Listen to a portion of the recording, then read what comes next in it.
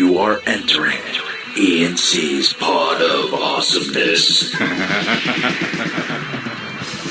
Birdman, it's been a week. It's been a week. Yeah. Has it been that long? It has been a week since we talked, but it's been a week. So, like, put a capital, a block letter A week. It's been a busy one. Yeah. Oh my God.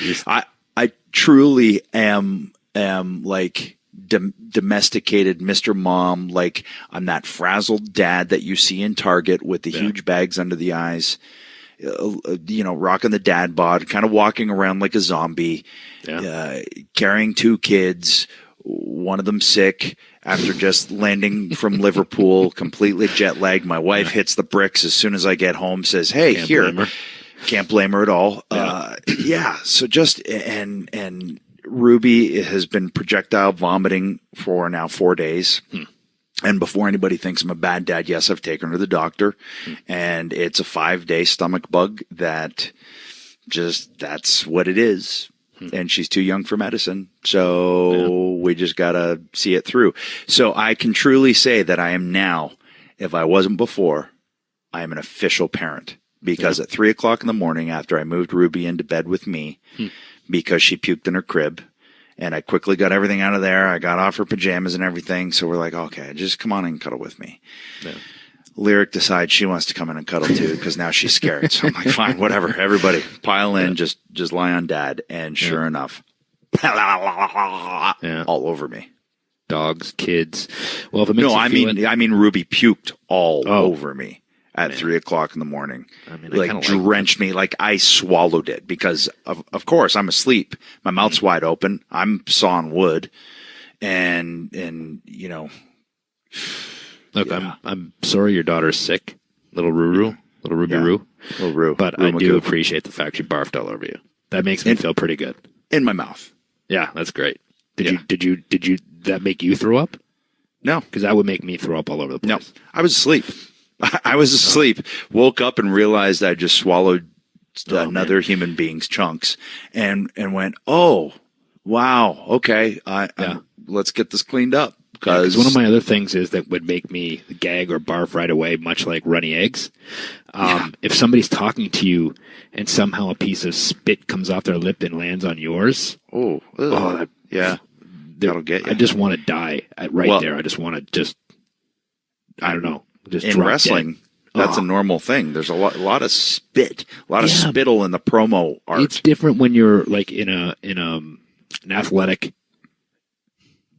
It is time, like when you're in a contest. You're not thinking about it. But when you're standing there having a conversation with somebody one-on-one, and you can almost see it come off the lip and land. Oh man. Okay. Well, that being said, I've been in promos with Big Show where I see easily a 2-pound loogie flying out of his mouth my way, and I'm like, that's going to hit me somewhere. Yeah. I'm going to find that later. So would you, if in a promo situation in front of a live audience, would you curl into the fetal position and just start ralphing, or would you, see it through? Tough enough. No, I mean, there was one time I was doing a promo with Kurt Angle when we were in TNA. Kurt's a spitter. Yeah. And he wasn't even so much that he was spitting as he was talking.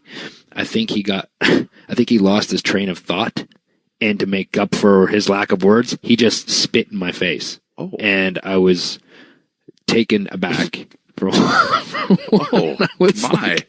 I remember walking over the ropes and putting my hand on my face and like gagging, like dry heaving. And then I wiped it off and composed myself and went back and cut an amazing promo, because that's what I do. Of course. Well, that got a real reaction. So here's my quandary with young Kurtzky there. when you get lost in a promo, your go-to is to spin the guy's face. Yeah, get a hork on him. Why not? And hork is a very Canadian term too, by the way. Hork. It went by me at first. Hork. Yeah, hork. Horked. Horked at him. Man. Reminds me of what was that dude's name? Luke in our hometown. Cree. Remember that guy? Oh man, I don't remember. Luke Hurst. Is that who it was? Luke Hurst. Yeah, he was a horker. Was he? Yeah. That's all I remember about the guy. Is he just spit a lot. Yeah. Yeah, there you go. Well, I'm sorry that the little Ruby's sick, but Isla, my little girl, has a stuffy nose, if that makes you feel any better. It doesn't. Okay. But I'm sorry that she has a stuffy nose. Yeah. It was funny. Actually, I got to send you this video because she said the other day she was pretending to talk on her little plastic phone. And I said, Isla, who are you talking to? She goes, I'm calling Uncle Dow and Lyric. You see? And, I said, what are they doing? She goes, well, he's at work in Germany. In Germany? Yeah. So I don't know what she was talking about, but I don't know if you guys had a separate conversation. We did. We chat often. Yeah. You know, her and Lyric need to get together and, compare ideas often. So if you ever see her on the phone, that's generally what she's doing. Yeah. So how was the trip to Liverpool? Brother, did you meet a lot of hosers? So I will get to that part, but landed basically went against my cardinal rule. I fell asleep for 3 hours, and it knocked my ass in the dirt. And then, but I woke up and went to the Beatles story, which I always try to do when I go to Liverpool. And so that was fun because they had some new stuff. And then got a workout on, got a little sweat out. That made me feel better. And then the next day, got to meet a lot of hosers. A lot of Liverpool hosers, a lot of British hosers that very excited about the show, very actually thanking me that we're doing it, which is pretty cool. They're enjoying it, you know. Cool. So you basically rocket strapped the Comic-Con and you rocket strapped the Beatles. Yeah. Yeah, if one could be said to rocket strap the most successful, musical, whatever they are, they're not even a band, machine that they are. Yeah. If anybody could rocket strap them, it's us. Yeah. I mean, I wasn't there, but I feel like I was part of it. Obviously. Yeah, you're always kind of you're kind of like if I'm Fred and Barney or vice versa, this is a very dated reference. You're the Great Gazoo and vice versa. So when you're somewhere, I pop on your shoulder and go, silly dum dum, with a big helmet on. Can't escape you, man. Let's face it, nor would you want to, because I've tried to escape you and you keep just reaching. So hey Adam, let's do a podcast, eh? I think it'd be a great idea, eh? Yeah. Well, you're here doing it, so obviously you thought it was. So, and speaking of that, next week, man, it's like a year. Yeah, right? I know. Ooh, flies by. Yeah. Yeah, it really did fly by. And I think back to all the conversations that we've had in that year, and I don't want to we'll get into that more next week. But a year, man. Yeah. Well, thanks everybody for listening for a year. That's else, if no one was listening, we wouldn't keep doing it. There'd be no sense, or it would just be you and I talking on the phone. Yeah, I guess. This is pretty much the way we would talk on the phone. Actually, we probably wouldn't even talk this much. A whole lot different. Yeah. It's a big wake bird. Paul SMACKAGE also wants everyone to know he did see Finn Balor. Yeah. Grapevine those legs, brother. That was a picture-perfect small package on Monday Night Raw. You've been studying tapes. Paul SMACKAGE might throw his hat in there to the WrestleMania Intercontinental title match. He'll just be rolling up. He'd be rolling up WrestleMania. He's lurking around that title picture. He wants that title real bad, brother. Balor for sure listens to this pod. Yeah. Because he hooked those feet like there was no tomorrow. It's also like this podcast is rocket strapped the small package. It's relevant again. Yeah. You're seeing it all over the place now. I mean, Steamboat's got to be happy because he won 3/4 of his matches with a small package. Right. So I think that's the only man who could possibly rival Sir SMACKAGE. Is that what they were calling him in Liverpool? Sir SMACKAGE? Yeah. Where's Sir SMACKAGE? Huh. Yeah. It's good times. Ooh. Also, a lot of people getting Edge and Christian pictures signed because they said they're going to see you in Wales in April. July, something. April. No, April. Come on, man. Get my dates right. I don't got your dates. I don't got your damn dates. I'm going to pull it up right now because I'm not sure of it either, but I know it's the end of April. But I'm going to tell you that much. Well, that's what I'm going to tell you, brother. I'm going to pull it up if I can find it. There it is. We're prepared. April 21st to the 22nd, Wales Comic-Con, brother. April 21st to the 22nd, or just April April 21st, 22nd? Yeah. Okay. Can't wait. I love Wales. Love Cardiff. Beautiful city. I'm serious. I'm not doubting that. It's just the way you said it sounded very insincere. You have a knack for that, though. Yeah, but even when I'm not sincere, I am sincere. You don't think? You don't buy it? No. Fuck. No. What else going on? Did you see Backlash? Was it Fastlane? Fastlane, that was it.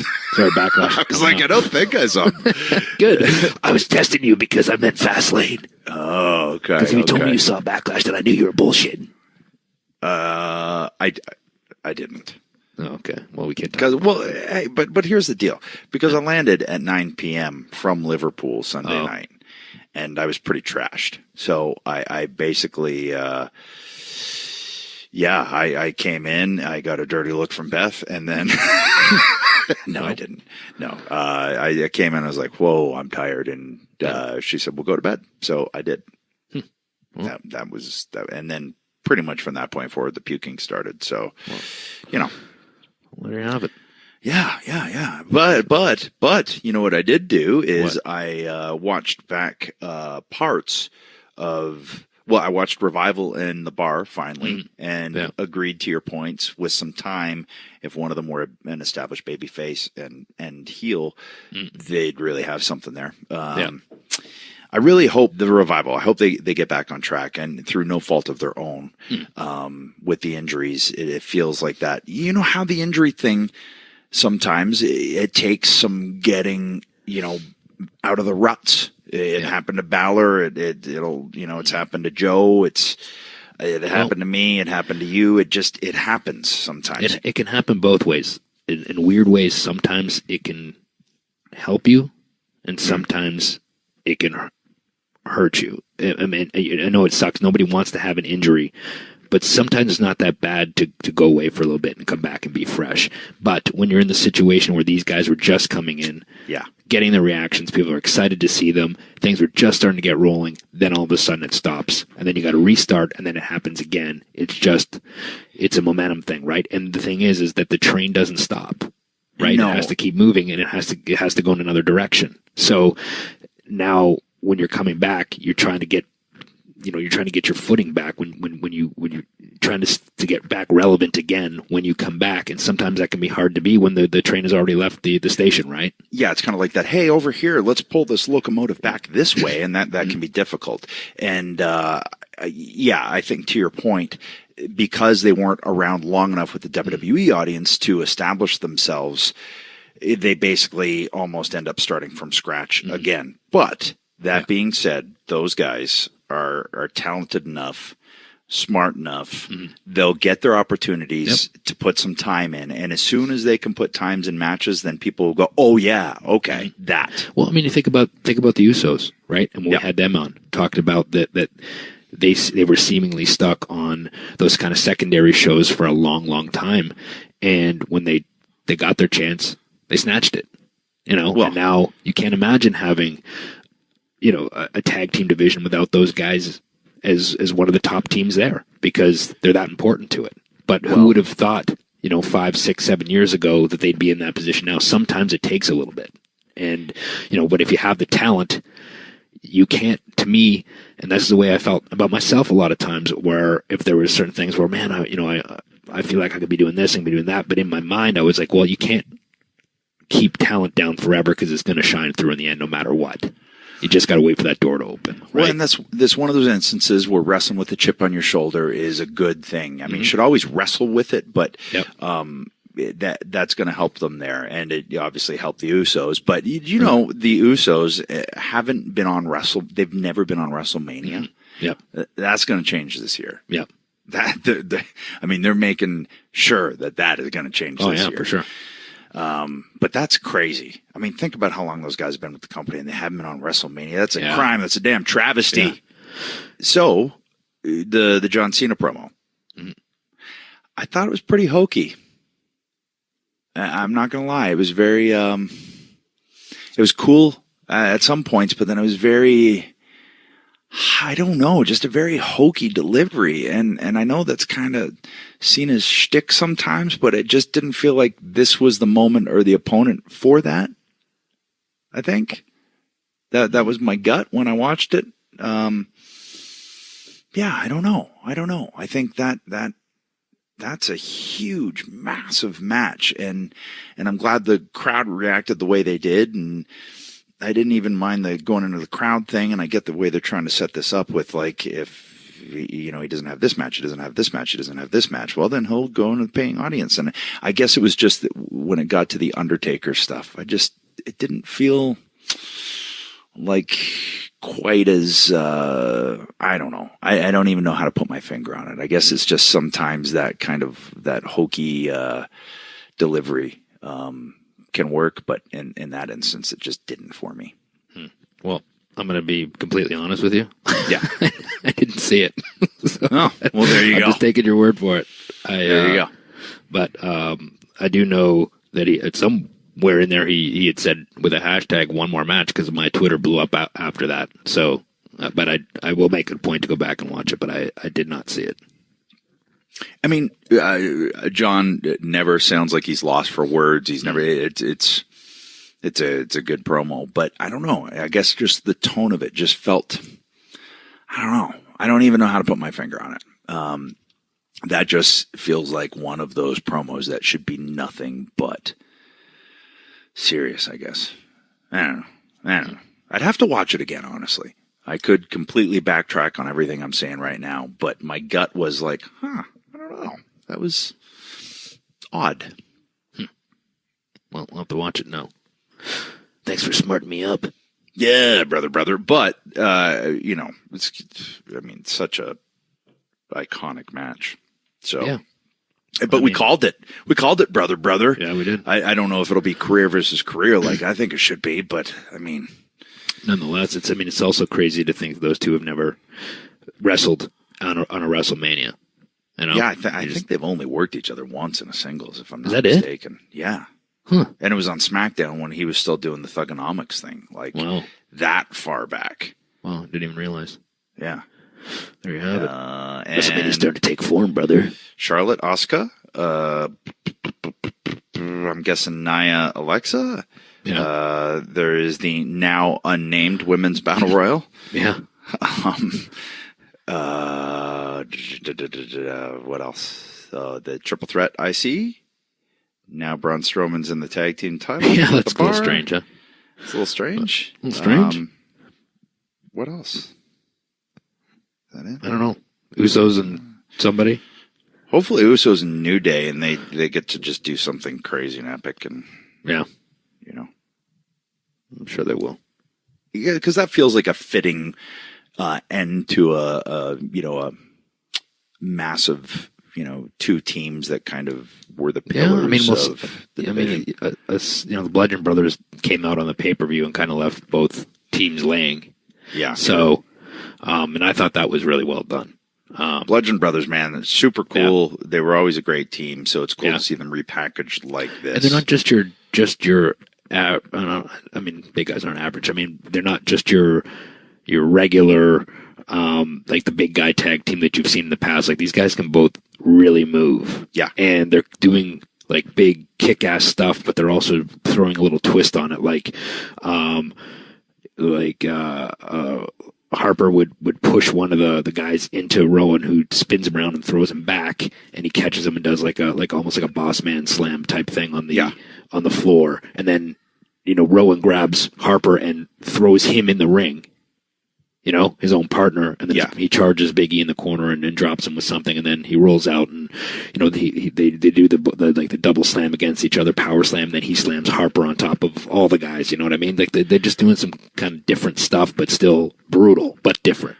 Well, and you know how people always will reference something in the past as, even if it's not identical, but there's similarities. I had someone tweet me that, if the Usos or the Hardys, New Day or E&C, now the Bludgeons are bringing in the Dudley Boy kind of tone to things. Yeah.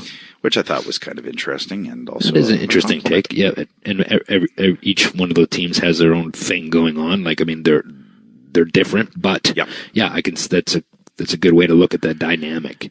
You know, with the size and the kind of the way both teams are, all the teams are positioned, it's a pretty fair assessment, I would think. And I mean, I'm built like Big E, so I can see how that people would do that. But I will say the Usos' New Day at WrestleMania seems fitting because I was thinking about it the other day. I was like, wow, Cena and I never had a singles match at WrestleMania, which seems crazy. In all the pay-per-views we worked, all the house shows we worked, all the different, types of matches we did, we never worked a solo WrestleMania. We were set to, and then they inserted Big Show into it, which kind of didn't really make sense, and it was kind of forced, you could tell, but, yeah. So what other can you think of, like, big programs that haven't had that kind of WrestleMania part of it or a blow off or what? I mean, can you think of anything? Man. It's tough, right? Yeah. Like there's very few that didn't get that stage. And it just surprised me when I thought back that John and I never got that stage in a solo singles match. Yeah, that's strange. I mean, the timing of it too. I mean, you guys were kind of off and on for a while. That the timing of it wouldn't have lined up at some point to do something. I mean, I know you did the triple threat thing with Big Show, but I mean, to do a one-on-one something. That's surprising. Yeah. Interesting, that. Yeah. So, Bert, our guest today. Yeah. With a beautiful segue on my part. JR. Yeah. Jim Ross. Good old JR. Good old JR. I mean, there's no way we're going to be able to even scratch the surface of what we can talk about with Jim. No, we'll just shoot the breeze and see where it goes, brother. Well, that's what we always do, Bird, man. Yeah. But I'm just saying, for those of you who wonder, we're not going to probably get to everything you want to talk about. It's just impossible with 35, 40 years in the business. Yeah, but this is a guy that was responsible for both of us, signing our first contracts with WWE. So yeah, we'll definitely try and definitely try. We'll try and talk about his signees and just what a roll call that is, and its own wing in the Hall of Fame, basically. But I don't know. I think, Bird, that we've talked enough. Mm-hmm. I think it's probably time to get the JR. Don't you think? Well, let's get him on the horn. Let's call him on the horn.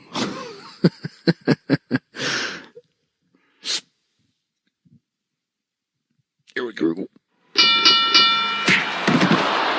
Freshly is the easiest and most convenient way to eat healthy no matter what life throws your way. So even if you get stuck at work late and your kids are sick and they throw up in your mouth, you can still come home to a delicious dinner cooked by a chef. Or if you're a terrible cook like Edge and you would rather eat anything but what he cooks, get Freshly, brother. Look, no more worrying about having to figure out what you have left in the fridge, and especially no mess to clean up after. Freshly's chefs source the finest all-natural ingredients they can find and then work with nutritionists to ensure their meals are as healthy as possible.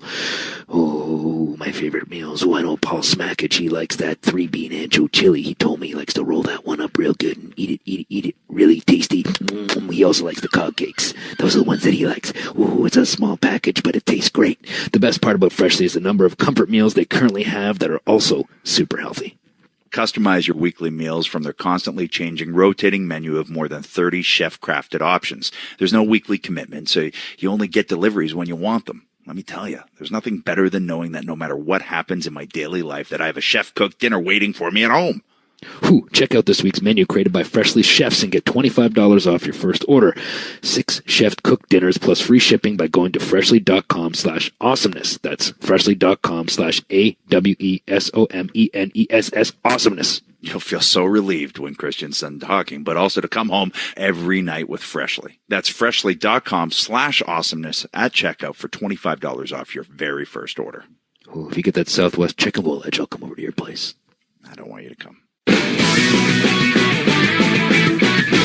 So this is kind of big, and okay, so JR, how long? Let's just first start. Let's get everybody brought up to speed. How long have you actually been involved in the wrestling industry? Well, Adam, I started in 1974, and so I'll do all the math for everybody. I started in 1974. I was 22 years old. that makes me now 60 effing 6. Wow. Oh yeah, that was it. I was a fan long before that, like so many of us. But you know, I never, ever dreamed of being a wrestling announcer. I didn't. It was kind of a closed fraternity. You didn't know how to get in it, so I never even thought about it. I just been finding this in my life. But then we did those benefit shows at college, and I got discovered by the Cowboy, and that was kind of fun. And so I thought this thing would last 3 months, and I'd go out to school, graduate, have my fraternity guys, some great stories, nickel beer night. And so the 3-month gig lasted over 40. So, and here we are today. Yeah. Yeah, it's talking about it on a podcast. It's funny too that you said that you didn't have any aspirations to be an announcer, and it's funny because to me, I've always felt like you were the John Madden of wrestling, like the voice. I appreciate that, Jay. But I did have aspirations to be an announcer, just not a wrestling announcer. Just not a wrestling announcer. Okay. Yeah, I wanted to be. There was a big radio station out of St. Louis, KMOX, and for years and years, they may still do it. I don't know, but they carried the St. Louis Cardinal baseball games. Then there's 154 games, but there's a lot of baseball. I had a little transistor radio, and I would listen to Cardinals almost every night. And the announcers were Jack Buck, Joe Buck's father, and Harry Carey, who famously became an icon for the Cubs with Harry Carey's restaurant and all that good stuff. So those guys were my babysitters at night. They were my storytellers. And the reason for the wrestling wasn't because I didn't like it. I loved it, but it was so tightly knit. I had no idea how would you even do that? So it's like saying, I think I want to be the Speaker of the House tomorrow. It ain't going to happen, So It just seemed to be so absurd, it would never happen, so I never thought about it. Well, even when Jay and I first got in the industry, it still held on to those tenets of kind of that closed off world. And you had to find those little cracks and just kind of push them open. So was it, you said the Cowboy, Bill Watts was instrumental in it, but I mean, did you just look at it and go, okay, I'm going to do whatever job I can and, basically be that 5-tool player that we always talk about? Yeah, after it became a reality, and we had success promoting those events to resurrect our image on campus, then it got to be more realistic. He likes me seemingly, and he gave me a golden opportunity. I didn't have any idea it was what it was. Look, I wasn't like you two matinee idols. Come in with your naturally blonde hair, shoulder length, very few split ends, massive physiques of a two-guard in the NBA. But by God, I will tell you in all seriousness, nobody could discount the sparkle in your eyes and your work and your passion to want to do good work. And I thought, man, I don't know if these two kids were going to pan out or not, but obviously I was glad I was right, but you don't ever know. But on you guys, I looked at character and integrity and passion, desire, work rate, because it sure as hell wasn't your 22-inch pythons. No, never was going to be. We're going to Jay's 22-inch thighs, but that didn't work either. Well, and it's an upper body business.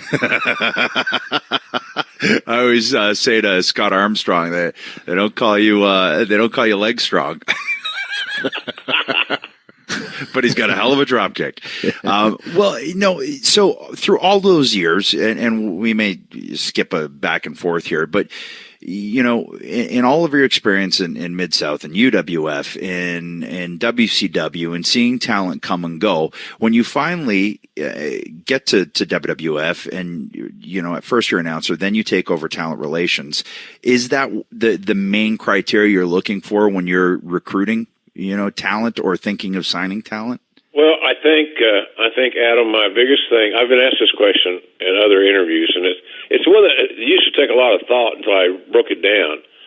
The bottom line is the biggest trait that I like in a talent that they got to have is, as best you can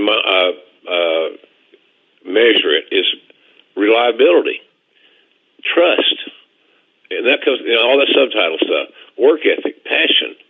willingness to go above and beyond for little money. And all you guys have done that. But the reliability thing is big for me. Some guys get a look or an interview or something off an 8x10. But if you get, we've had some big heartbreak disappointments with some big guys that had great 8x10s, some big old biceps, but didn't quite make it. It's hard, man. And if I can find that or I sense it, I always thought this. I thought about you guys. I thought there's no way they won't make it unless they're improperly valued because they don't look like Sting and Hellwig. Yeah. Yeah, it's almost like drafting like a pro sports team, right? Like you're looking for those diamonds in the rough that might not necessarily be, first overall, like first round picks. You're looking for the guys that you can polish a little bit and could, potentially be mid round picks that are gonna, come out and be like a Tom. I'm not comparing ourselves to Tom Brady here, but I'm just saying, like, he's a late round pick, and this guy's turned out to be the greatest quarterback that ever lived. Like, who would have saw that coming? Those are the kind of things that you're hoping for when you're looking for talent, right?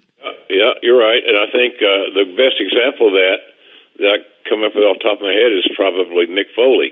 I was actually looking for a big heel to work a Taker because we'd gone through pretty much, we're in the process of rebuilding that roster in that locker room. There's two different deals, too, by the way. The locker room is about a personality and interactions and challenging each other, and that's my view of it. And because the buck stopped with me, that was going to be the view. We got to challenge each other. We all got to try to get better. Everybody should want to be the top match. Come on, be competitive. Don't be like you're casting a play on Broadway, and this is your role from now until the play ends. That shit won't get it. Yeah. So cast yourself as an athlete. And even though we all know there's a fair amount of Shakespeare involved in our craft, big deal. That makes you more valuable. Hence, things you guys are doing now, and Rock's done, and Austin, all these guys, Cena. So anyway, yeah, the reliability thing is always got to be it. You want to change that. So I think we did a nice job there, and we help facilitate the opportunity for a lot of guys to make a lot of damn money. Well, and in reading your book, you talk about the meeting. Oh, you're the one that read it. I read it. I read it. Look, I'm getting emotional now, ladies and gentlemen. I haven't read my book, by God.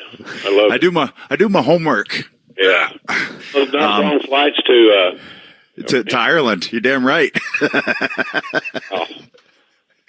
But you talked in there about the meeting with Dwayne, with The Rock, and how confident he was that he could make a difference to the company. And I mean, how often did you see that throughout the years, or was he just kind of an anomaly that you just can't? He was different. He's a different breed of cat, as you boys know. And he's very special in a lot of ways. I never had anybody that basically hit me between the eyes with a statement of, I'm going to be your top guy, when he's not even made his first trip to Stanford, I don't think. So, I mean, he had it going for him, his confidence and where he wanted to go. He had a direction. He knew where he wanted, what road he wanted to travel. And not unlike anybody else that's human on the road, the road is the road, but bottom line, man, professionally, he knew exactly what he wanted, and nothing was going to stop him. So, and he got. I tell all these guys this. I don't know if you guys agree with this or not. You don't have to because it's your show. You should, because I'm old. I get my feelings hurt easy. But nonetheless, I think that the first thing I think guys, when they come to work for WWE, the best thing they can do is on a legitimate, organic, as real as it can be basis, has some sort of rapport with Vince. Mm-hmm. You have to have a rapport built on respect. I told many, many guys this, fellas, some of the biggest stars in the history of the business. I'm going to talk to Vince. Go over your head. Go ahead. Hell, I don't care. So that's one less thing I got to do. But so let me give you some advice. Unless you're too smart to listen, don't confront. converse. Because if you go confront him, you're SOL. That's disrespectful, and it's not the place to be disrespectful, unless you're just a dumbass.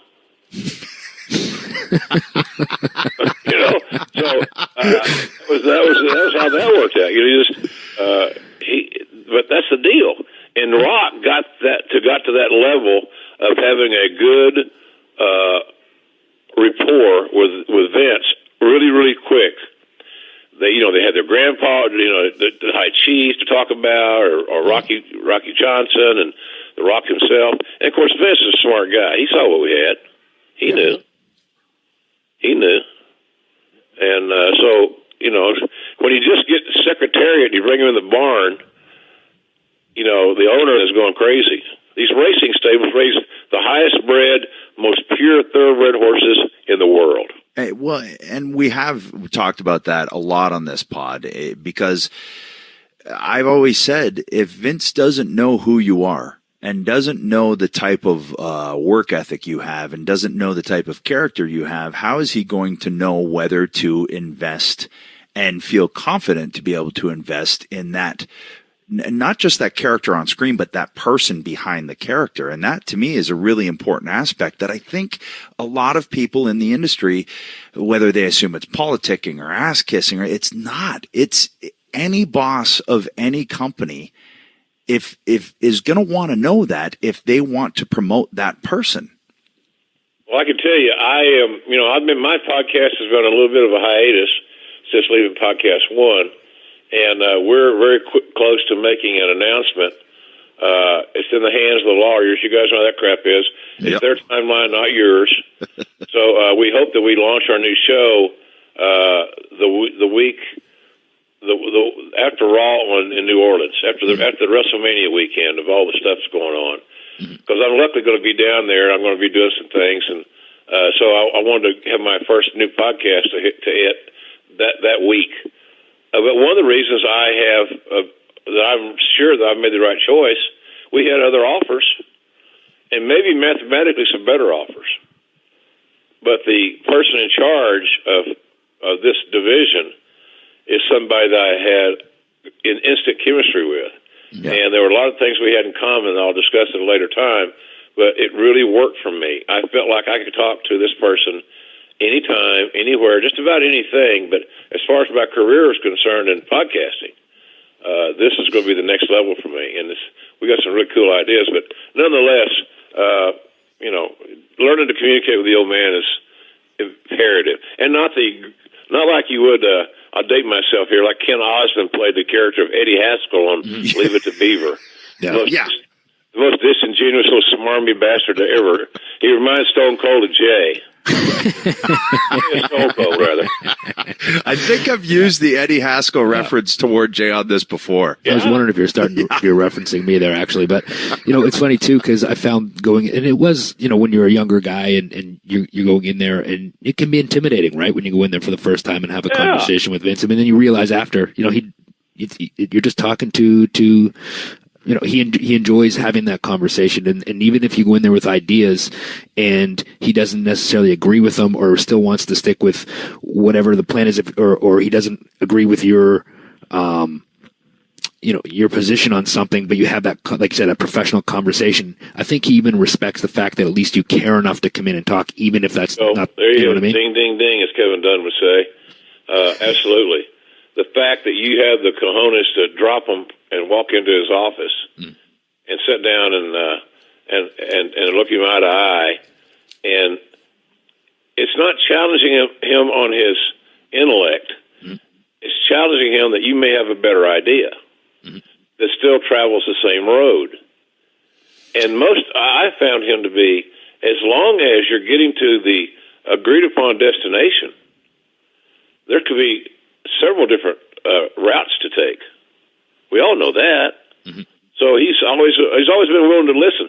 I just say when guys come in, they got to put on a show, or they got to be a polio power play. Wrong guy. Yeah, made a mistake there, buddy. You need to go back and tell him you apologize, and you'll do what he wants. Yeah, no, you're going to be employed. or you cannot be employed. That's your call. I can't do any more for you. Really, it's that simple. Yeah. So, but that's the whole deal there. But Rock, we got the original topic was Rock went up that deal. He had great communication. Austin, Austin being Austin, he ain't much different off camera than if you saw on TV, as you boys know. Yeah. He's ornery as hell more often than not. And I love him. Don't get me wrong, but he ain't no day at the beach sometimes. Ornery.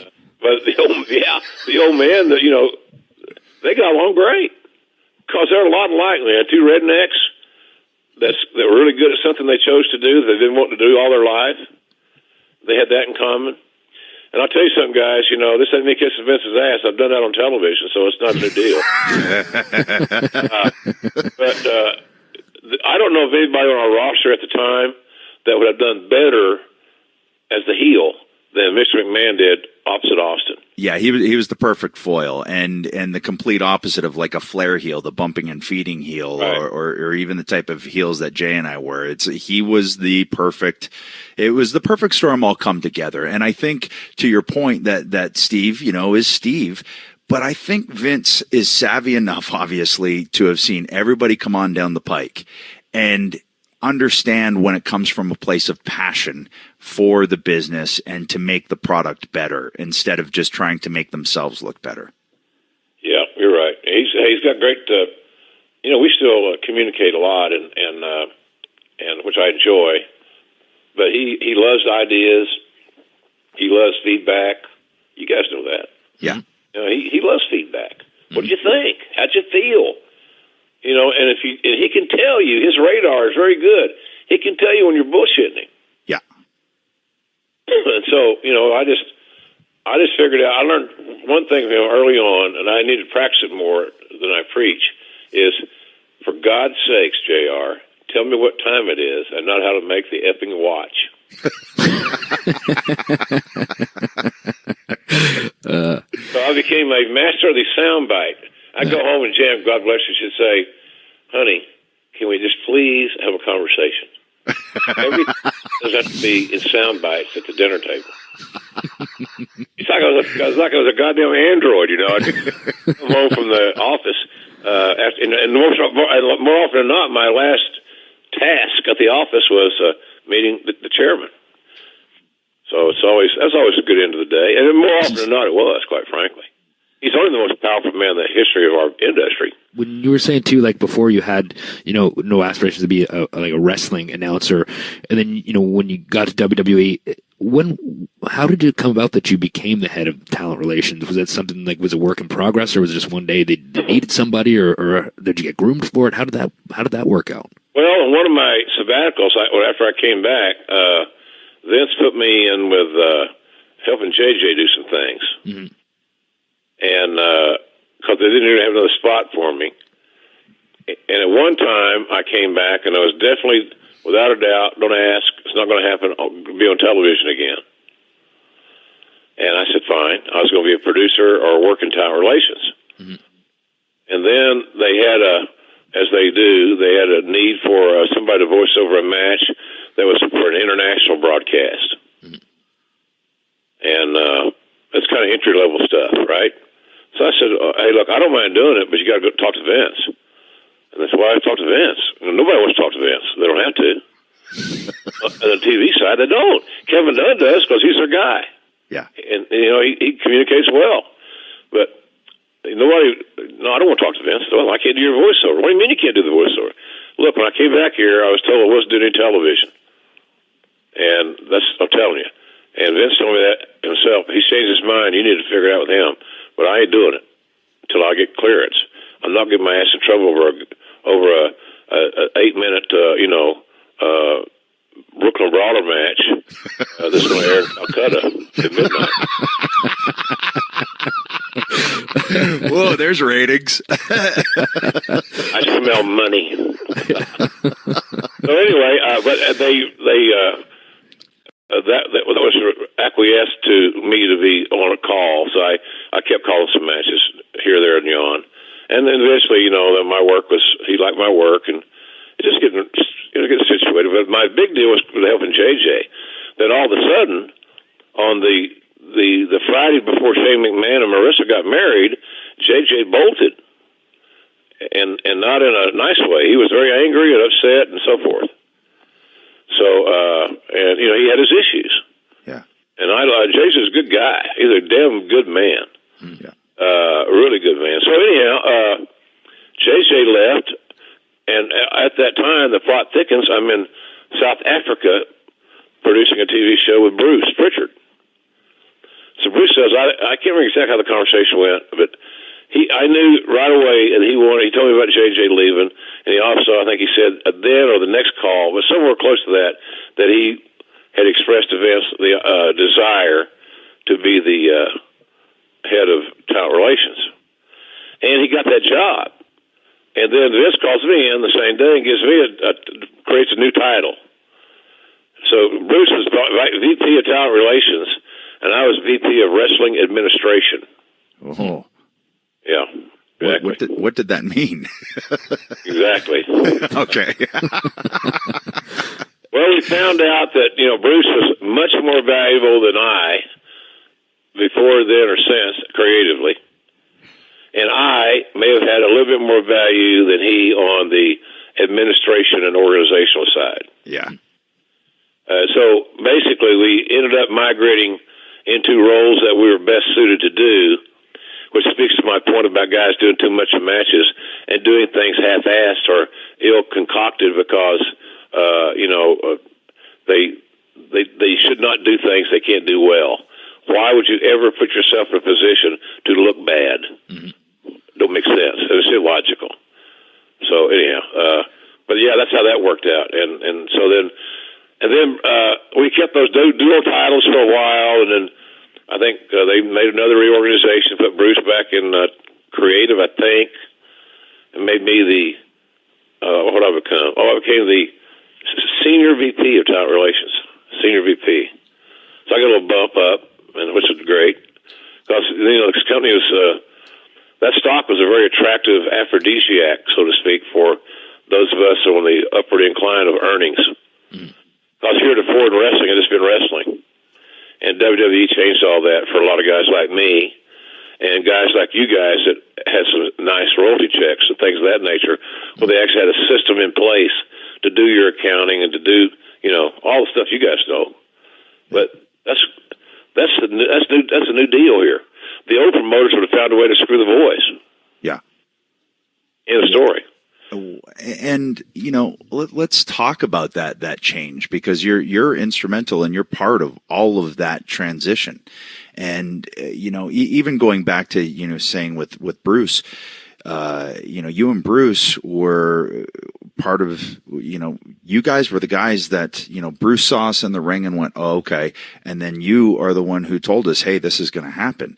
And we're not the only ones. I mean, like we talked about, Rock, Austin, Mick, Hardy's, Angle, us. Say some more, because I know there's plenty. Well, somebody brought this up to me the other day in an interview, and I hadn't thought of it this way, but it's pretty unique trivia, and arguably to some will be worthless trivia after I speak it. But it was the fact that we had one class, one year of signees that included Brock, Cena, Batista, Orton, and Sheldon. Wow. And so I don't think we missed with any of those guys. No. That's very unusual. It's like, hey, look, it's no different than you get the NHL, anybody that's got a feeder system. Mm-hmm. And when the feeder system goes away, the quality of the product in the ring is going to suffer. Mm-hmm. And if it goes away long enough, the product in the ring suffers for a generation. And guys that should not be in the ring will then be in the ring because they can still, at half speed, so to speak, or through the aches and pains, be better psychologically than their peers who are on the card. But they should be in the ring. But so now I think we've caught up with that a little bit. I think the feeder systems are a pretty good place, especially for WWE, because quite frankly, nobody wants to admit it, but who in the business is not a feeder system to WWE in theory? Yeah. Really, right? Yeah, I mean, I think the only company you would say that has a completely distinct different thing going on would be New Japan, who you also do commentary for at this point too. Yeah, right.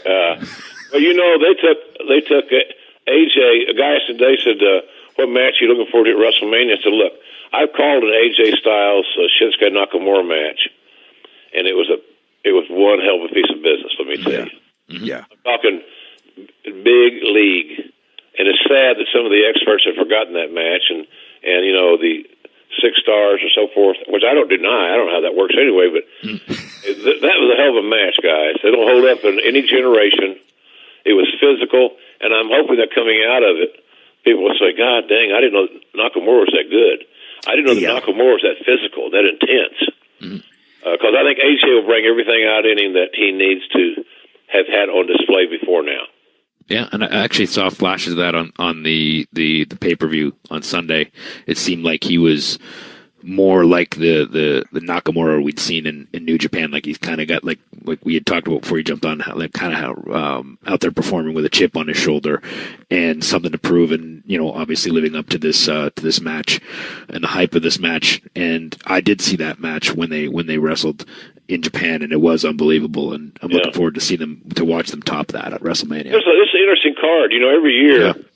The farther I get distance from the process, because, it used to be we'd be meeting to some degree, some conversation of significance hours after WrestleMania was over about the next WrestleMania. In theory, not who's going to work with who. We'd have a site already picked out. We'd a lot of strategy involved, but nonetheless, you never really ever got away from it. So now, in my role, I do a few things here and there, and I'll probably be doing some more. As I'm told. So I'm excited about that. So staying busy is nice. The New Japan stuff is great. LA once a month. All expenses paid to get my fat ass out of the house. Are you kidding me? It's just, really, as I tell somebody, it's a unique thing, man, being on the back nine of life. It really is. It's a really unique thing. It's not a bad thing by any stretch of the imagination. I'm not scared. I'm not worried about aging because I can't control it. I can't stop it. It's just I can slow it down a little bit with some things, obviously, nutrition and exercise. But by and large, the die's been cast here. This is with me. So, but I'm having a unique time right now. Being single at 66, that's a joke in itself. That's the whole goddamn comedy routine. I write stuff down all the time, and I read it back, and I laugh out loud at my own actions. It's hideous, and it's ridiculous, and it's so absurd. It's insanity. But there's a lot of guys my age, we're all living to be a little older, that can relate to my situation, either through divorce, hopefully not becoming a widower, but divorcing is more common. And there's some funny ass stuff, man. Plus, you get all kinds of offers to sell your house, to get a walk-in tub. I ended up buying a squatty potty because I got the AARP discount. So hey, I got material to do another. We're gonna do another book, but I got material for the Q&As and the fun. So just the life, my crazy ass observations of life, being a wrestling announcer. Being a wrestling announcer itself has been a goddamn, a runaway train. Nobody has. When I meet people, I'm the first wrestling announcer they've ever met, more often than not. Yeah. They don't know who we are. I said, well, when you're in wrestling business full time, as you mainstream sports guys know, they expel us wrestling people to Uranus. Yeah. And we were there, and every now and then we stop off at Pluto on our way back in for our once-a-week TV show. So, you talked about the book. We've talked about the book briefly here, but everyone do yourself a favor, go out and get that book because it's really from playing games of horse with Dusty Rhodes to Randy Savage throwing you up against a wall. I mean, there's some stories in there that I had no clue about, and really, really good. Really, Did you read the book, Adam, or did you hear the audio portion? I'm a reader. I got to hold the book. I got to feel the paper. Yeah, I am too. I'm that guy. I am too. I did get. I'll tell you guys, in all seriousness, and I so enjoyed talking to you here. The whole deal with Jan's situation. I read the book. Jan got killed a year ago. She got killed 53 weeks ago. So, not that I'm keeping track, so I read the audio book after her death. Ooh. And I didn't want to read it. I was tired. Just so many obstacles that came up in writing that book. When it got done, man, we gave it everything we had and hoped that God would be good, and it turned out good. Thank goodness. But boy, they said, well, we wish you'd read the audio version, and it's like a little payday. I mean, really, it's not. It wasn't even a payday that you'd even accept to go sign autographs for 2 hours at a card show. Yeah. I mean, so it wasn't like it turned out big money, It wasn't. But better heads prevail. You'll sell more if you read it yourself. Blah blah blah. It's okay. It was the hardest damn thing I've ever done. I can't imagine. I had to narrate things I had in my. I was there. I remember when me and Flair were sitting side by side on that U.S. air flight and Jan was the first class flight attendant. I remember all these places and times and stuff. And so now I'm reading about it and try to be professional and give a good read, legitimate read, authentic read. But then my voice will start cracking, and I said, I am not going to put that on there. So then you could take a break. And I told my guy at the audio deal, I said, if I was 20 years younger, or maybe not that young, I'd really enjoy to go walk around for about 30 minutes and come back and finish the project. Because I needed to change my mood. Yeah. It was gut wrenching. And so then I started coming home at night and looking forward what the script was for tomorrow. Oh shit, this is going to be challenging. So I found out by reading it in advance, I kind of helped myself. Because I kind of preconditioned myself, and I already had a feel for it, and it helped me out. But boy, if I hadn't done that, it was hard. Because her vision is so vivid, her memory, her smell, everything is just. She was the best person I ever knew. So yeah, she was a great person, and I talked to you not long after that as well, and she was always greeting with a huge smile and a big hug and always good conversation, and she just had such a big bubbly personality and was always happy. So it's that's what I remember when you called because you were the only person that called me collect. 1-800-COLLECT. Well, so, in doing the audiobook, did it in any way feel, healing's not the word, but did it? It was a little cathartic. Cathartic, yeah. It's cathartic. It lets you get, sometimes, here's my philosophy, guys, and this is not just a recent revelation, but recent events have underscored it. And that is, I do all I can to not bring negative forward. In other words, if I can unload it, take it out of the trunk, whatever, the truck, whatever, I do. And now that's a good and a bad thing. The good thing is I'm not living in negatives. But the bad thing is, sometimes I forget things that I wanted to forget and that I probably should recall better. It's selective memory in a certain way, but I don't surround myself with negative people. I don't do any negative assignments. Going back last year, Jan gets killed, and I go to WrestleMania a week later, and on Friday night I was there. I signed my contract to come back to work on a multi-year deal. And then I found out the next day I'm calling Undertaker and Reigns, and by the way, it's going on last. That's a big deal for a lifer like me. That's just not another match or I'm booked. That's a big deal to me. And so that was probably one of the more amazing weekends of my life. And I don't know how much we could write about that, but you wouldn't believe the things that I was thinking, I went through, and it was like writing a country song, man. It could be sad, it could be absurd. The guy I had hired to do to take care of my lawn and my house while I was gone, he calls and said, in a panic, Mickey didn't make it. Mickey didn't make it. I said, what the hell are you talking about? He said, Mickey. And I said, your cat named Mickey? I said, yeah, the little silver Persian. That was Jan's cat. It's her boy. Which is, he's dead, JR. What? So he crawled under the bed, our bed, under her side, and died. He was 7 years old. True story. Sorry. Man. Wow. And so you get that, like, and you think things like that aren't going to matter, but as crazy as it was, guys, he was kind of like a little link between, she was, that was her boy, He wasn't my boy so much, but, I was going to feed him, so he'd like me sooner or later. Yeah.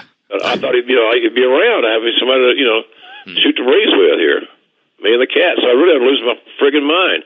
But even Mickey's gone. So when I came back home after WrestleMania, it was the loneliest I had ever been in my life. The day I got home. All the hoopla and the hugs and the adulation and all this stuff was memory. The noise, the ambient noise, the crowd, all this stuff, gone. The house was quiet. It was empty. And so there I had to pick it up. And that's kind of when I decided this BS, I'm tired of this sadness. So I just divested myself of all the projects I don't like. I don't work with people I don't want to. Hence, I'm changing podcast homes. Well, and I think as you just kind of highlighted, it can go one of two ways. You can go down that road and stay on that road. And if anybody had an excuse to, you have. But it sounds like you didn't. And as you said, chose that different path. And now here you are, as you said, you got a contract with WWE. You're calling New Japan. I think you and Jericho are the only two people in the industry that can seem to hop back and forth from WWE to New Japan. The fun part about that topic, Adam and Jay, is the fact that the WWE offer came and it overlapped the Access offer. So therefore, the Access deal came up before the WWE still in progress. The point is that Vince, he was happy to let me do both. That was his call, and it's good money. Yeah, good money, good product, and you make the product better for the North American audience. And I think part of the reason why New Japan has started to get a little bit of a foothold in the North American market outside of Japan. Well, the funny thing, I appreciate that, and I enjoy working with Josh. He's a different kind of partner. Yeah. He's more steak than sizzle, which I really respect and like because of this. We're told by our bosses at Access TV, we do not work for New Japan. We do not work for TVSI. We work for Access TV. So with that said now, knowing all the players are, our bosses tell us what they want, and that includes we don't need to talk about what's coming up next week, what happened last week. We have no pay-per-views to promote, no live events to promote, nothing trending. They go to this litany of things that we have to screw with. So the question is, well, what do you want? We want you to call it like a real sporting event, as authentic as the genre will allow you to do, and tell that story, from start to finish. So, we'll get some background information, height, weight, hometown, a little history. If there's a reason for the match, a little history there. But man, it's a treasure for me. This is like a dream for me because I think that was, as a TV performer, I sucked in a ring without question. Hind teat pond water sucked bad, double sucked.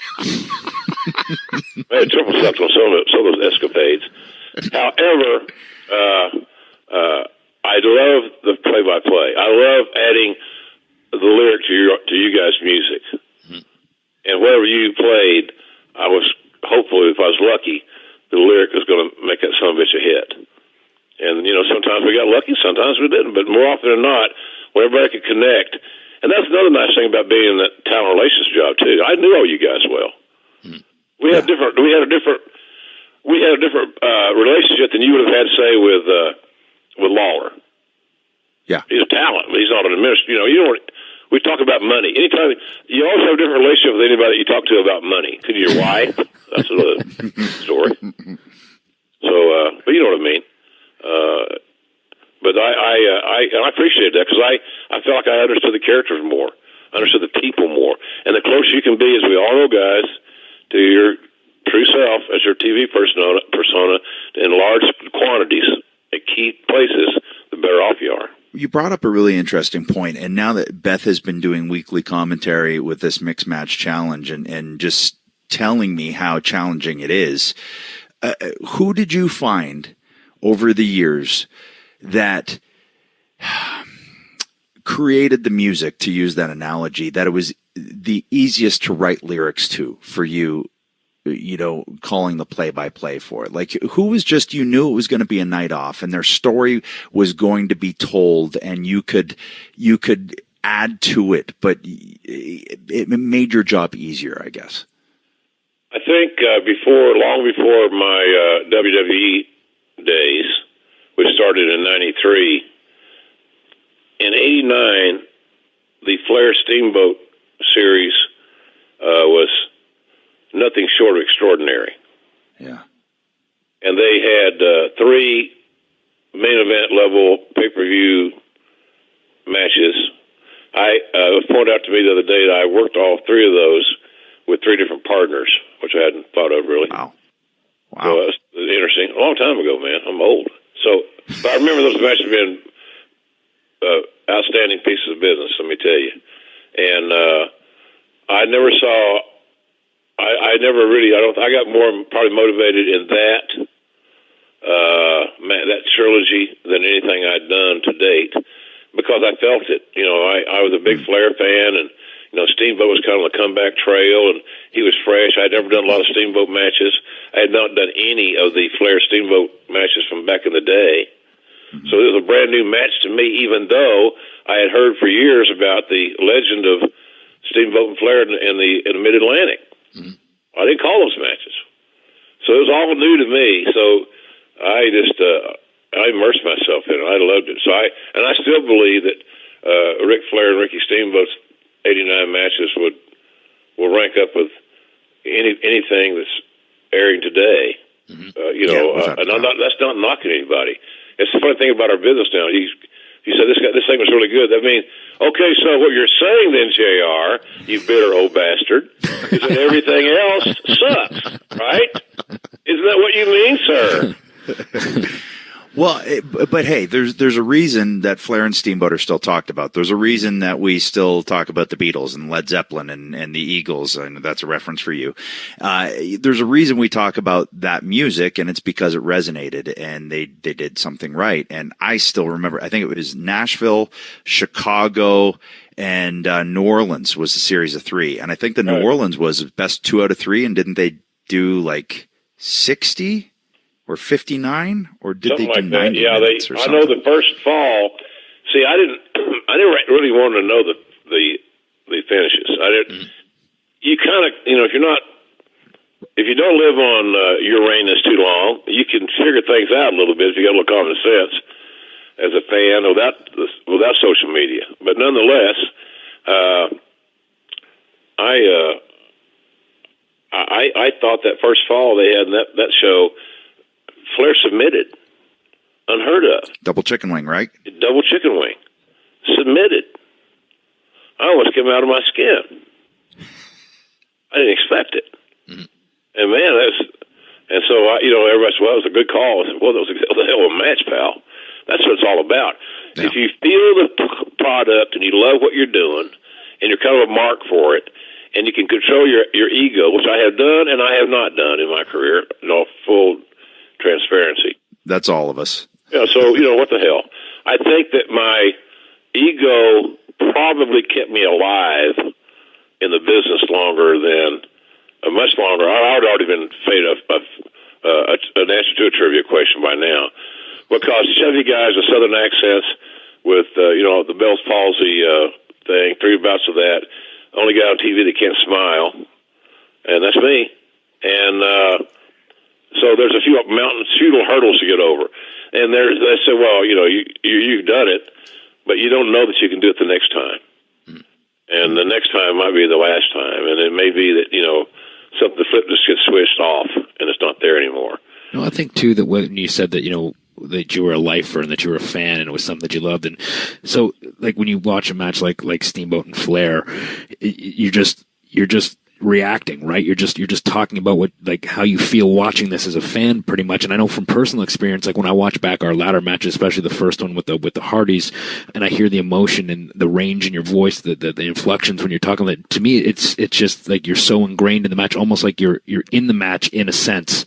And to me that just adds to the soundtrack, like you were saying. Like to me there was this one funny line in there, and I'll never forget it. When I watched that back, you were saying, and so we're all down, I think, and you just said, and somewhere there's some idiot is saying these guys learn how to fall. I just thought it was the best line ever. And is that how it goes for you? Do you just kind of get lost in it? Like sometimes you don't remember what you say. You're just going off feeling. That's that's a euphoria that's legal, and it's not frowned upon. It's also organic, but there's nothing that can replicate it. That feel for me. Because you got, again, you get the headsets on, and those son of bitches are jacked, and you're ringing and your head's pounding, and it's kind of sick in a way, but it's not comfortable. It's not. You're not, as our lovely Eagles would say, on a peaceful, easy feeling here. It's loud and it's abrasive, and that's what you're fed. And then that's what you subsequently would deliver. But again, it starts with the guys doing their stuff. When you guys were doing things that, see, I'd never been preconditioned to. I hadn't seen all that stuff before, and I'm assuming that most of it was brand new. Yeah, neither had we. We just thought it might work. There you go. So it was all a new journey for everybody. It was new. Yeah. It speaks to the point, guys, that we talk about. Wrestling fans, there's certain things that they're still in this generation, very predictable with, and that is they all like something new. New is a good thing. Good new is the best thing. Jaw-dropping new is there's your money. You just made yourself some cash. But new is good. And doing that, what you guys did in that match it sure as hell was new, and it was breathtaking. But look where all that's gone now. I don't know what's next. What happens? I really don't know. Me neither. There's times where I kind of shake my head and go, we're partly responsible for all that. Guys, I did some matches for our Friday night show on Access TV, and with the Young Bucks. And unlike a lot of us crotchety old bastards, I like the Young Bucks. Yeah. They remind me a little of Young Hardys. They remind me a little bit of young rock and roll. And if you've got to remember, I was around when rock and roll was young. Yeah. So there's a baby-faced innocence with a mischievous smile that tells a lot of stories. But my point is this: Matt Jackson had been selling his back injury, and that he hurt at Wrestle Kingdom, I think it was.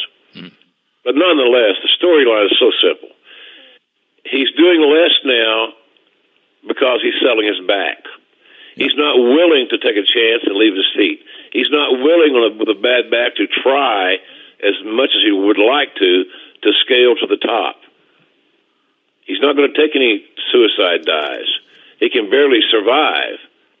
And so now selling has slipped into the conscious of that genre. And they're very influential kids. If other young talents see them selling and it working, and it is working, it's a story there now. Oh, okay, I got it. I can watch this. Yeah. Well, and you talk about the Hardys being a lightning rod for that team. And the Rock and Roll Express. Watch Ricky Morton or Jeff Hardy sell. Yeah. I would have a singles match with Jeff Hardy where all I would do was give him a headbutt and a punch during the heat and just let him sell and do his thing. So that's always going to work. No matter what, that is always going to work. It's in the basic human element of people. It's in our DNA. It's in our feelings. Nobody's going to mistreat my mama. Nobody's going to kick my dog. There's things that we don't deal with well.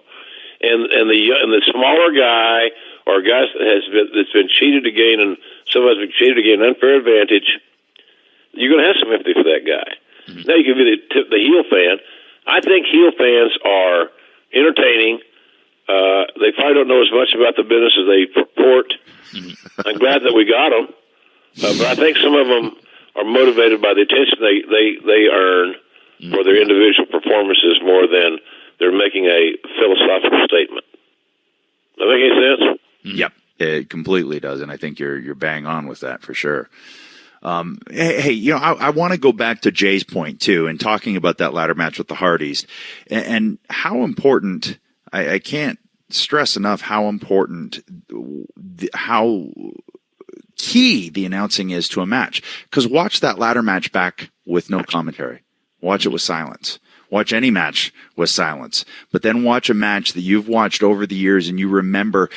I can tell you things announcers said from my childhood because they're ingrained in there. Yeah. Even if there weren't good announcing jobs. I remember superstar Billy Graham, you know, when Ultimate Warrior's music hit and Honky Tonk Man was in the ring at SummerSlam, and he said, "There's the million music, brother." It sounded ridiculous, but I still remember it. Yeah. And now you're talking about someone in you who was great at it. So just try that. Try and watch it without the sound and watch the different experience that it is. It's not going to be quite as good. But this is another point that I want to make is that you were asked to do The Undertaker and Roman Reigns last year at WrestleMania. For all intents and purposes, for all we knew, possibly Undertaker's last match. You were also asked by Rock and Austin to do their match in Philly at WrestleMania. And this is coming off of, you know, as you talk about in the book, Bell's palsy and not having the confidence and all of those things. I mean, was there any kind of similarity last year in coming off of a huge trial and tribulation in your life to doing that match? Did you find yourself going, whoa, okay, here I am again. And here's my, for lack of a better term, my mistress to kind of help me try and get through this. Well, we all know what we feel like when we're back into a corner, so to speak. Everybody reacts differently. Some people have short tempers, long tempers, slow burn, whatever. I knew I'd been in pressure cookers before, but nothing compared to Shannon getting killed. I mean, it was so far beyond anything I've ever experienced in any way in my life. Still affects me. That it's just hard to put words to the dang thing. But it was, if I had not had my WWE family and all the fans and a booking from Vince, not just a booking, as they say. I don't make fun of Arn Anderson's promo back in the day. We're talking about the booking. Yeah. You know, and for an announcer, are you kidding? My only wish in a perfect world had just been Lawler and me. That would have been really cool. And that, by the way, is not a knock on other guys, because it's just basically me being selfish and liking to work another big high-level, you know, downtown, let's go get it match with Lawler somewhere down the road. And hey, look, I said the same thing. I'd love to work another some high-level stuff with Heyman, because I love working with him too. Completely different guy, you know, than Lawler. You know, that could be a sitcom in itself. Well, you worked TLC 2 with Heyman, where in Houston, and I remember it was a completely different feel with you guys calling it. And you know, I've often, you know, if I ever watch my stuff back, I'll you know, wish at times, like, you know, and this is again not a knock on anyone, but my match against Undertaker at WrestleMania, I just remember thinking, man, I wish JR was back there. I appreciate that. You know, I was lucky, guys. You know, we talk about the things the territory can contribute to the overall success of our business. And one of the things the territory produced were people that had roles in the business that were not wrestlers.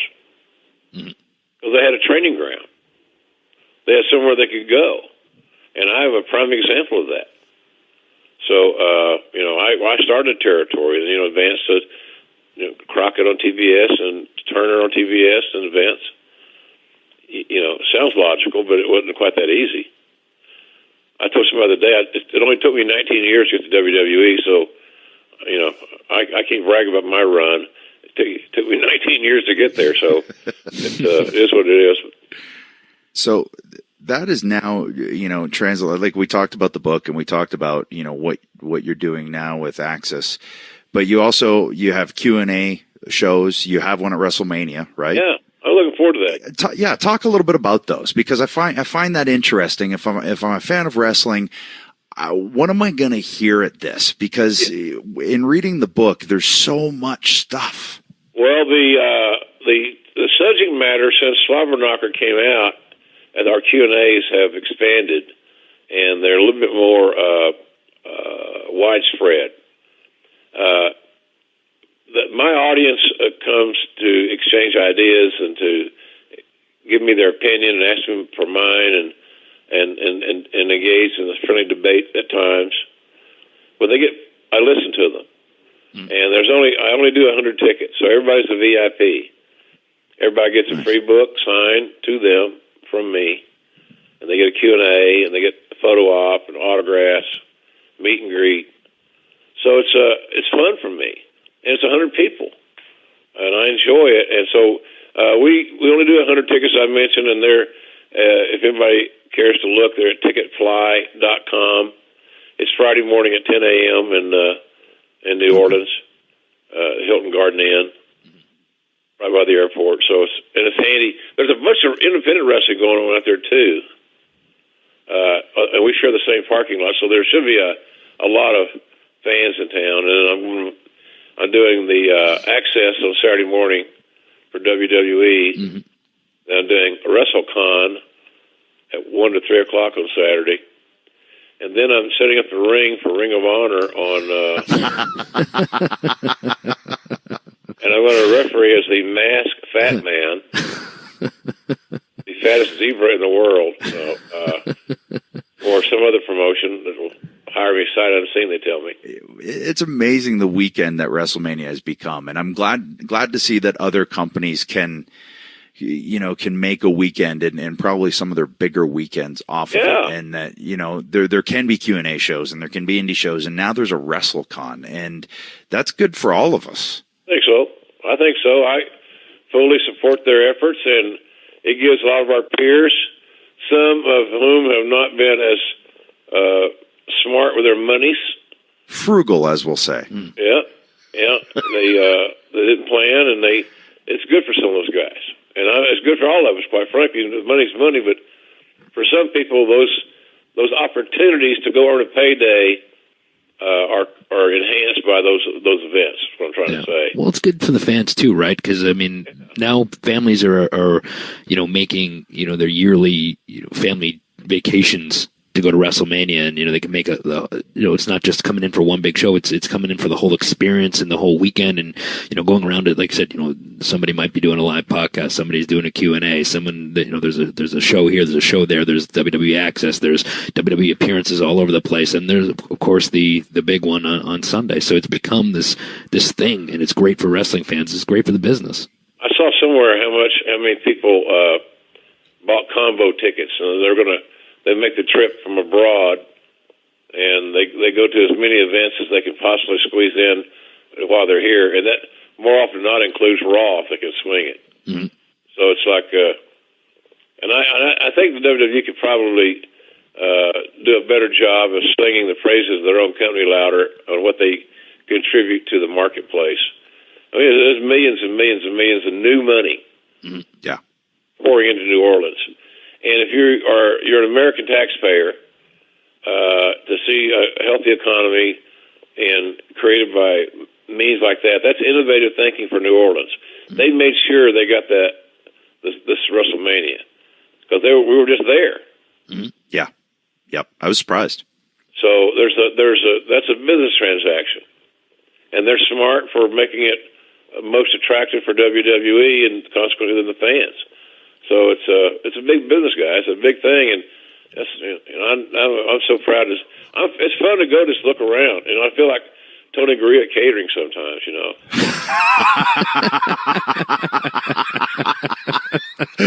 Could have just used a crossbody and a roll through. Yeah, Arnie Spillman told me he was smoking a cigar, and he got my gear, kid. You need me. Okay, got my gear. Always take your gear on the road with you. So, notwithstanding the fact you're 80 and you haven't wrestled in 30 years, I'm glad you brought your gear.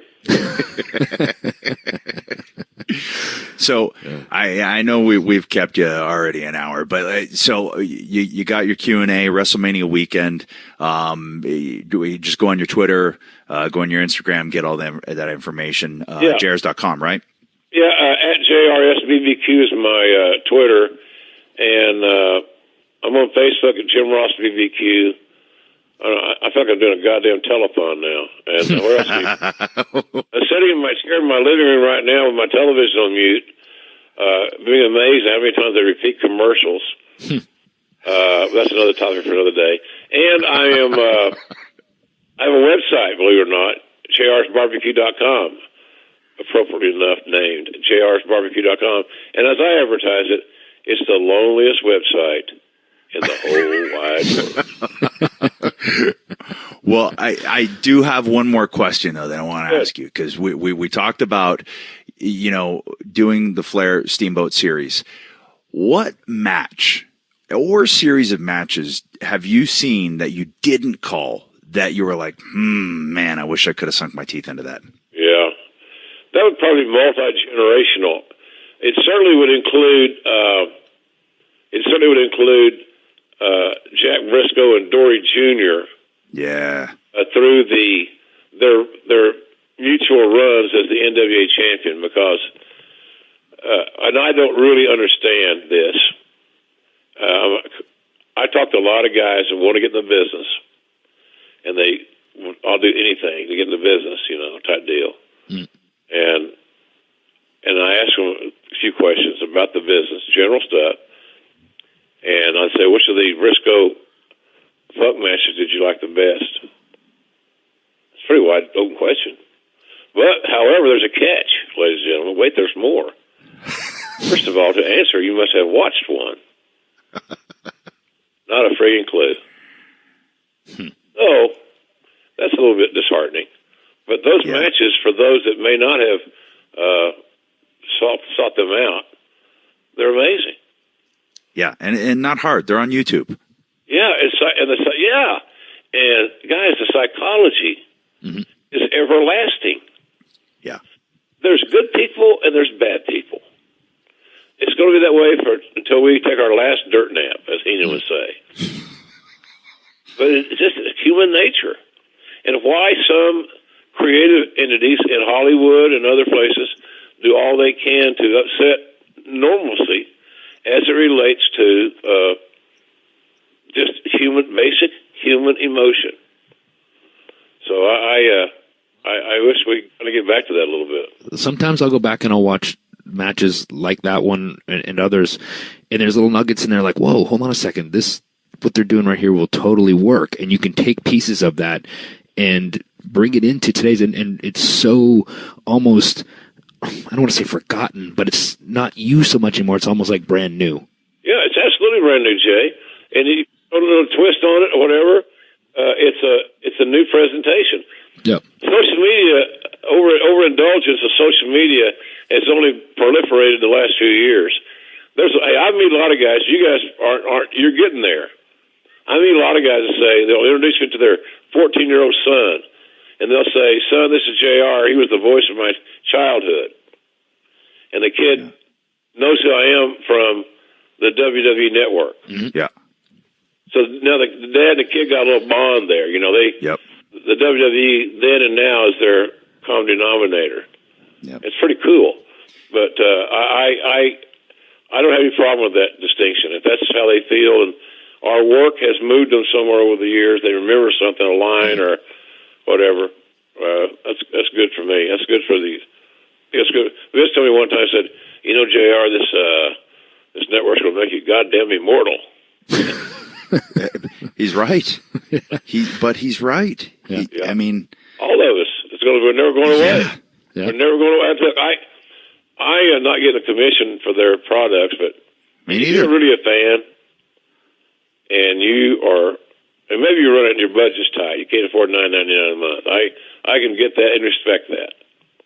But if you can afford $9.99 a month and you claim to be a wrestling fan and you're not on the WWE Network regularly, I wonder. I scratch my head about you. Something's wrong. It's too economical not to do. And I've seen stuff on there of my own work I'd never seen before. Mm-hmm. I think back in the day, it wasn't as easy to get a copy of this or copy of that. Yeah. You brought home betas and shit like that, man. I couldn't confuse my VCR collection of the porn and the wrestling stuff. Just too many tapes. Well, Jim, I know we got to let you get going because we've already. You could die any. We want to get off this thing with a happy ending in segment 11. And I know my kids are going to be up at 5 or 6 in the morning. So, but you really, it's true when that dad brings his son with him to meet you. You are the voice of a generation of people who have loved this business and will always attach your voice and what you've said to these huge moments that they'll always remember. Well, it's nice of you to say. It's and you signed me. I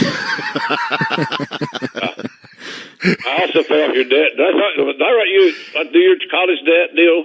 So let's talk about that real briefly because I've had people doubt whether that happened. It happened. I remember helping you out, but I didn't look at it as a big magnanimous gesture on my end. It just seemed like the right thing to do.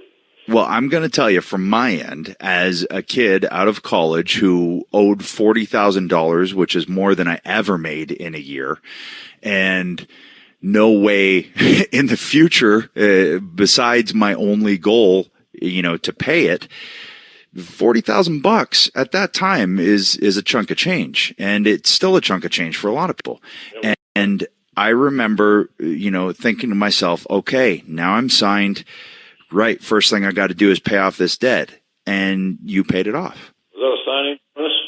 It was a signing bonus. And I've never, ever forgotten that because it got me out of the hole. Now I was starting at even. There you go. And psychologically, you're ready to rock and roll. Man, it put me in such a different place.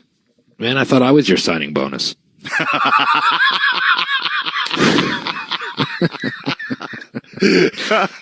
No. Oh. Jay, you tell me what you got? What I gave you for a signing bonus?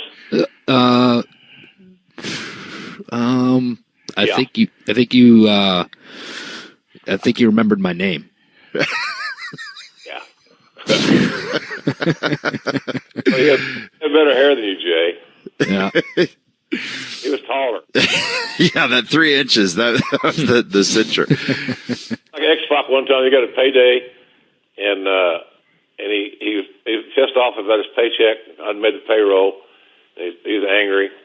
Hey, look, it is subjective, and it's very discretionary. So you can be right and not be right. Mm-hmm. What's right is what you get at the end of the day. Mm-hmm. As we all know, you can negotiate and you can talk about it, and sometimes it gets changed if a mistake has been made. And that can happen. People are human. So anyway, what was I telling you about whose story was that? X-Pac. Yeah, he said, God damn it, Jim. You could tell he was burnt, God damn it, Jim. Are you paying me by the fucking pound?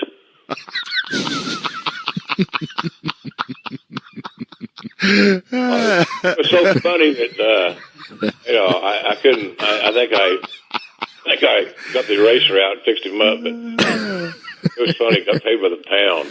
That's a great line. Little things like that. Yeah. He became immensely loyal to me, mm-hmm. And that's what you wanted from all your guys, because you guys know that. Well, he's not going to lie to us. I didn't try to lie to anybody. I'm not going to give you the right information because that's what I had.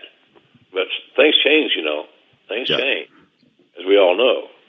Yeah, I remember when we were first starting out and we were doing like a series of live events.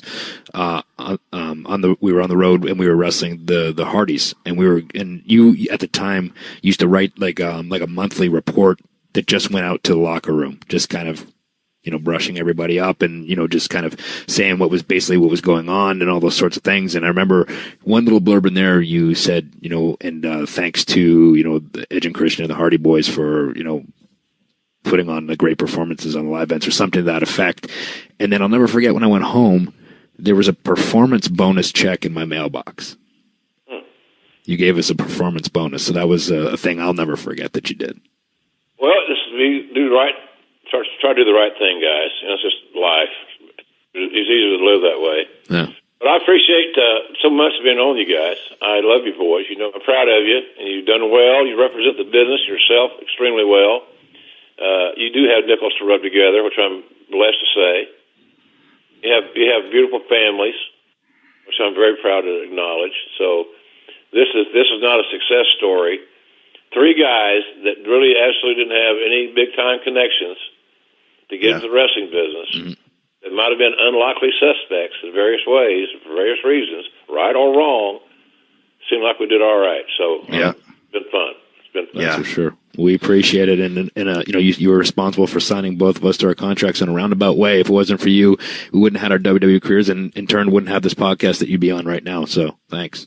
I appreciate that. Well, hey, that's what friends do, man. Hey, and when I get my new show, we're on it. We'll have to collaborate and finish what we started. Yeah, for sure. Okay, boys. Okay, Jim. Thanks. Appreciate it. Appreciate it. Love you guys. Take care. Yeah, you too, man. We'll see you in New Orleans. Okay, bye-bye. You know what I really liked about that little chat with JR? It is completely different than everybody else we've had on this show. Because he's coming from a completely different perspective of the business, but yet all based in, all being fans of it. Yeah. And it's funny too. Like, talking about when, he had no aspirations of being a pro wrestling announcer, but loved the business and loved wrestling and, kind of stumbled into it and then, became a lifer, and just how much of a fan he is of the whole business to the point of referencing like such old school matches would be his ones that he wished that he had called, things like that. And just a real historian of the business too, right? Like he knows the history, appreciates the history, loves the history, and wants to, to remind people of the history, right? So he's just a unique guy and has a unique perspective of the business and has done a lot of things that not a lot of people have. Well, and we touched on it, the Young Bucks now in selling their back and kind of hearkening back, whether it's Rock and Roll Express, whether it's Hardy's, stuff like that's always going to work. You look at when Jericho started wearing the suits and the big words there a few years ago, that was Bockwinkel. Yeah. He was doing Bockwinkel. Yeah. And he made it his own. Don't get me wrong, but the stuff that has worked over the generations will still work with modern tweaks, put on them.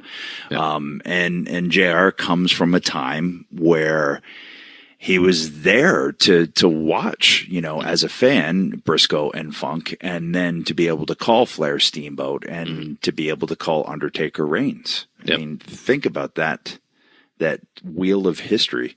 Also how iconic his voice is, that it spanned that time frame to call 2 big matches in 2 different eras, and to have meaning it, and how he's thought of as an announcer to get that call to do that type of match. Well, to be called on by arguably the 2 biggest stars ever in the industry, and I say arguably because it is, Steve Austin and The Rock asked specifically to have JR come back after a bout of Bell's palsy to come back and call their main event at WrestleMania 15.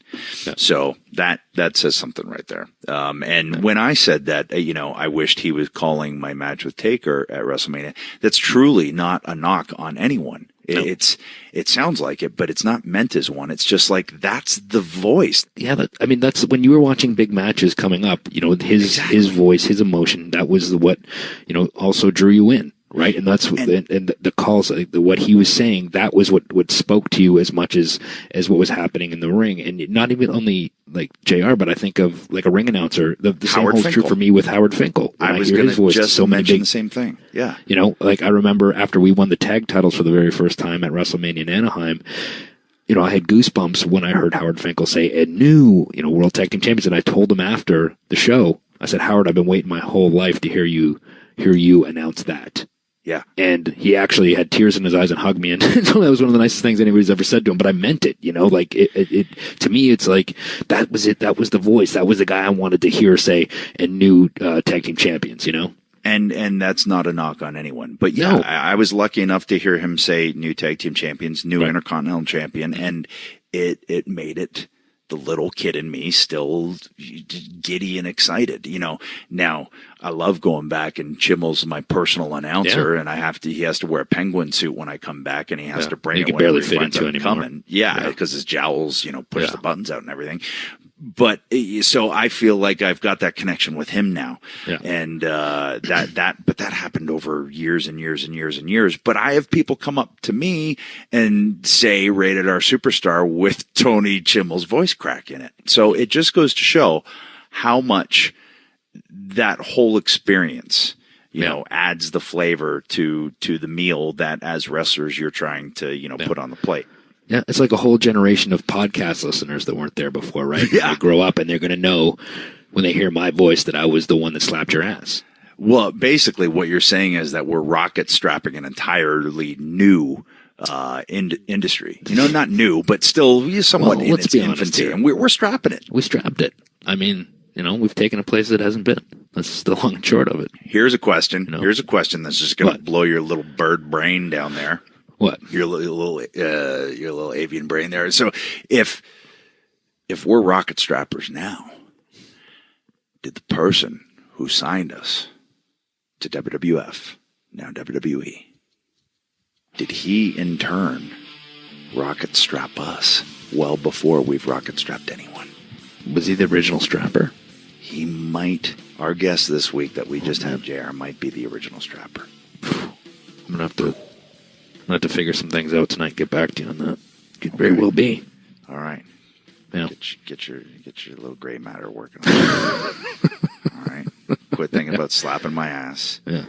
And whoa! What was that noise? What was that? Oh, that was. I don't like that. That wasn't me. That was a dropout. No. It was ho. There's a little like high timber to me. it. No, it was. That wasn't me. Who was it? I don't know. It was probably Mega Matt. Yeah, I don't think it was. It was you. It's a weird fascination with my ass now. No, anyway, I think that's enough for this week. Yeah. It was a great show. It was a fun show. And next week, the 1 year anniversary of E&C's Pod of Awesomeness. Yep. And if we get, and if it goes according to plan, It's going to be a big one. it's going to be a big one. Yeah. Or it'll be a recap. That'd be funny for the 1 year anniversary. It's like, oh, here's a best of. And it'd be like 3 minutes long. So next week it might be that, folks, or it might be really It's either going to be the badass. best or the worst E&C pod you've ever heard. Stay tuned. All right. I got to go. Get out of here, you fucking marks. Go do something.